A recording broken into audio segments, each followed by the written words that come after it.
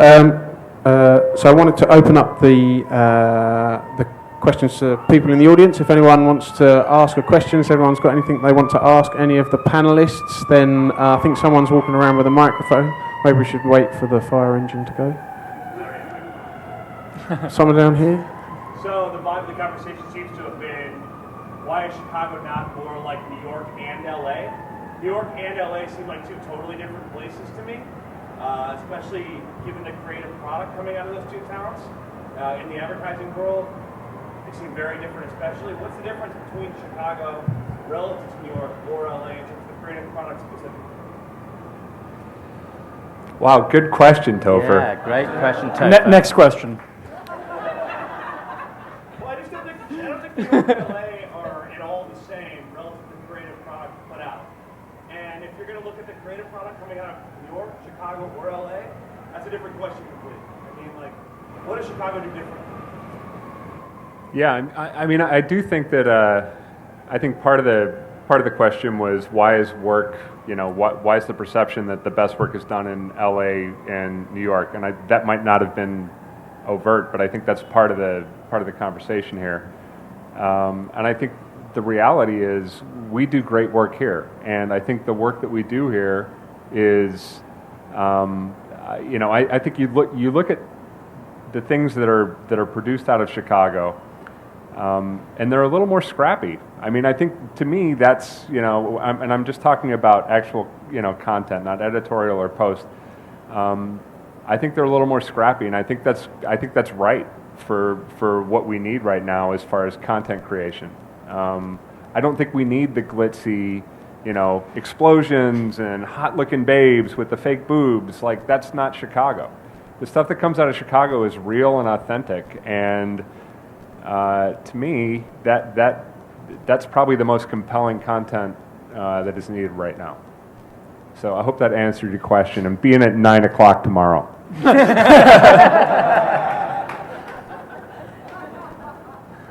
Anyone else have a view on that? I mean, in generic terms, I mean, obviously, you've got LA has got a lot of the car market, and New York has got a lot of the beauty fashion market, so they're all automatically going to be more visual by definition.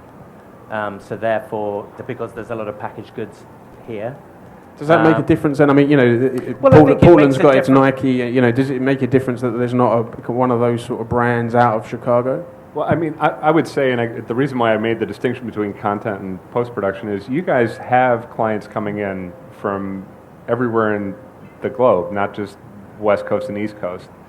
So I think from an editorial and finish and post-production, we do have people coming to Chicago from other markets, because of these guys, because of Optimus, because of a lot of different places that they do great work.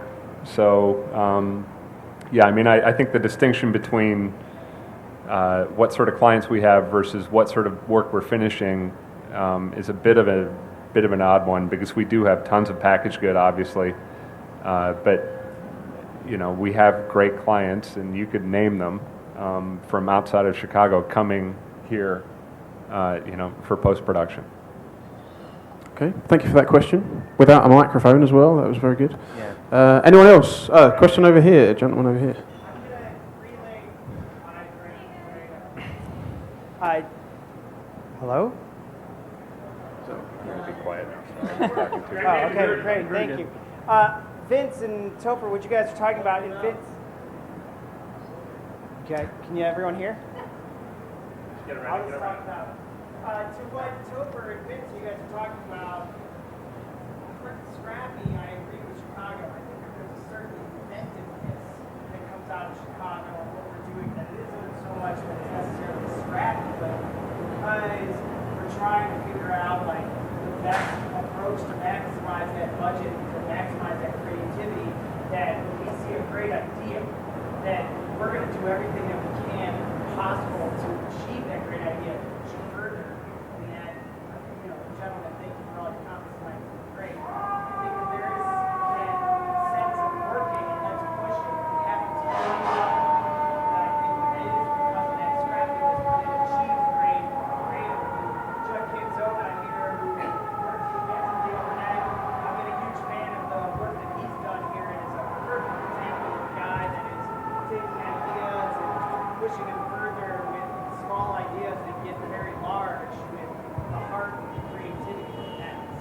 So I think for people who didn't hear that, maybe I think the thing suggesting that there's a sense of inventiveness about Chicago advertising and creativity, and the sense of kind of the can-do attitude, I guess.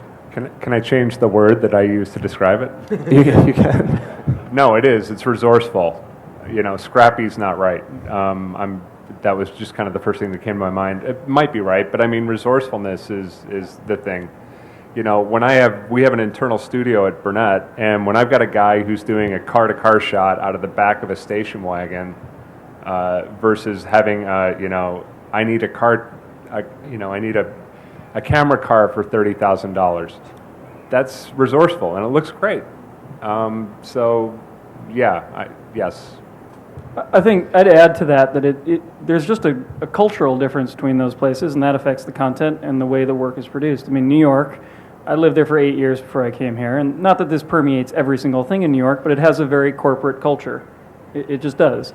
And LA has, a very sort of sexy pop culture, and it just permeates the work, it permeates the way people think and the way they produce content. And, scrappy or resourceful or, whatever the word, I would use entrepreneurial. I mean, I've always thought that about Chicago, that it's the kind of place where people just say, I don't know, just let me do it. And they just do it. And there's a lot of history and a lot of precedent for that in Chicago. And sometimes it's on a very, scrappy level. I'm sorry, now I'm using the word you don't want me to use. And sometimes it's at a very, high level of engineering and extreme thoughtfulness. But the key is that nobody in Chicago waits for somebody to tell them what to do.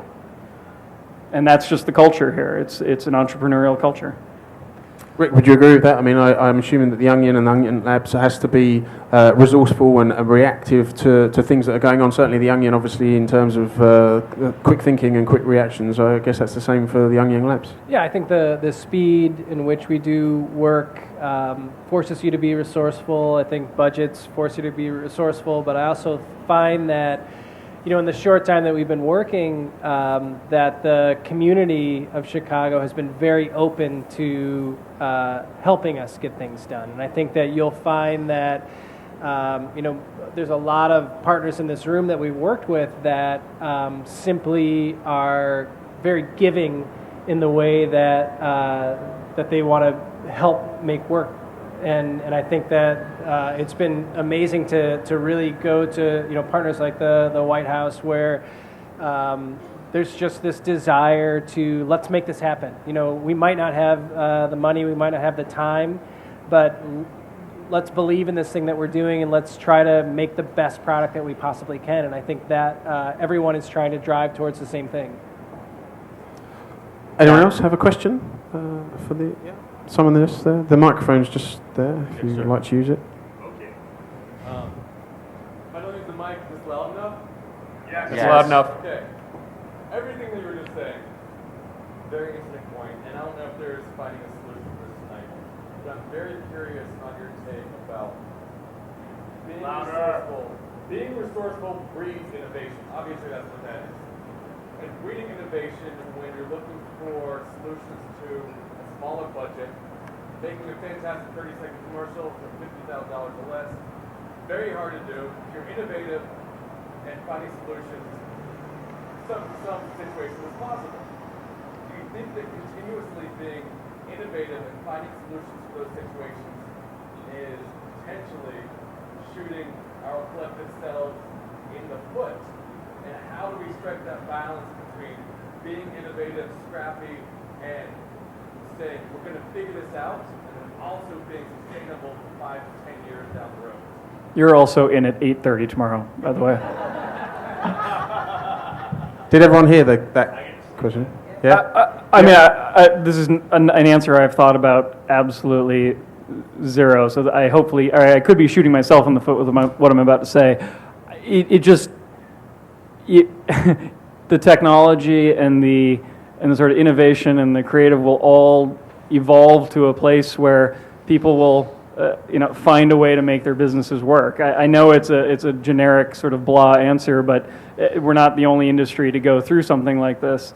There are certainly dangers to, commoditization. There are certainly dangers to the sort of status quo as it is right now. But at the same time, the need for content has never been more. And so that alone, I would think, would offset the sort of status quo of kind of how our businesses all make money now. I mean, I think it's pretty scary. I think it's a really good point because you go out to a client and say, we have solutions for you have no money, but you still want this done, and here's how we achieve it. That client immediately says, well, why don't I do everything for nothing? And you have to, I think we have to, as an industry, be pretty hard on the fact that, hey, it's got to be written to the budget. And you're not going to do, I'll use Allstate as an example. You're not going to do a pyrotechnic-filled, stunt-driven, Dean Winters in the commercial spot for $50,000 with a 23-year-old out of film school. You've got $10 million of media behind that. That's stupid if you're a client. You've got to put the money behind it. If you have low-risk content that's, it's not paid media or it's very little, money behind the media, then absolutely fucking take a risk. But don't rely on post-production houses and these guys to do it for free. If it's something that's 8 hours of editorial, then yeah, you can do it in $50,000. But if you're going to spend 4 weeks and minutia the crap out of the edit, then that's not a $50,000 project. So I think as an industry, we probably have to be pretty hard with how we're going to make money. We're all in it to make money, and it's a business. It's a fun business, but it's a business. And if I'm relying on these guys to do stuff for free, that's not very sustainable. So. I think it's letting clients know that no, you can't do these big, crazy, high-end jobs for that much. But if it's content that's going to live on the internet for 5 minutes and then be disposed of, I hate that word, disposable content, but at the end of the day, the idea has to fit what it is. So if the idea, the idea can be brilliant, but it has to fit what the budget is. And I think that's same 10 years ago, and now it's going to be relevant even more as content diversifies to Vines and whatever. You have to know what you're playing with an idea. Popular answer. Anyone else? Does anyone else have a question for the panel? Speak now or forever hold your peace. No? Okay. So thank you guys. Hopefully that has been informative and useful. So thank you to Vincent, to Jared, Matthew and Rick, and thank you guys again for turning up and making this all worthwhile. Otherwise we're just sitting here talking to ourselves. And please stay, have a drink, have a chat to people, and yes, thanks again.